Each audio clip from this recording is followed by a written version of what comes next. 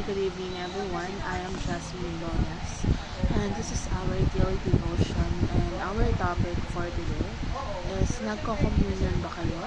Bakit importante ito? Communion. In 1 Corinthians 11:23 to 26 NIV, it says here, "For I received from the Lord that what I also pass on to you. The Lord Jesus, on the night he was betrayed, took bread, and when he had given thanks, he broke it and said, 'This is my body which is for you. Do this in remembrance of me.' In the same way, after supper, he took the cup, saying, 'This cup is the new covenant in my blood. Do this whenever you drink it in remembrance of me.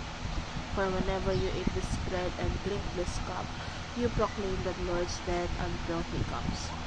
So, communion is actually known as the Lord's Supper or Eucharist. Yung Eucharist na tinatawag.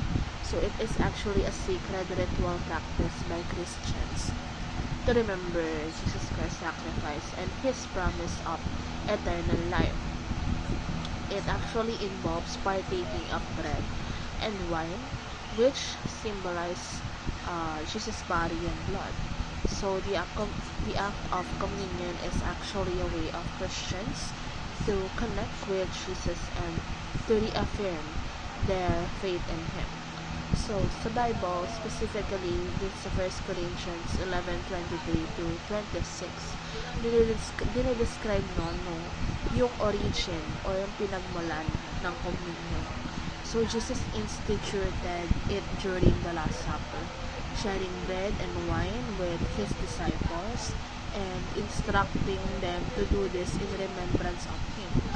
So yung event na yon, it's actually a central part of Christian tradition and is observed by believers worldwide. And also, communion is a powerful reminder of Jesus' sacrifice and His love for humanity.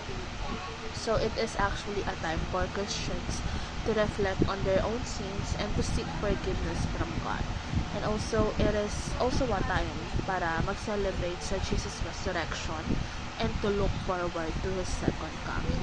And participating in communion is actually a way for Christians, as Christians, to express our faith and to deepen our relationship with the Lord Jesus Christ, since it is a time to connect with other believers and also to experience the unity and fellowship that comes from sharing in this sacred ritual.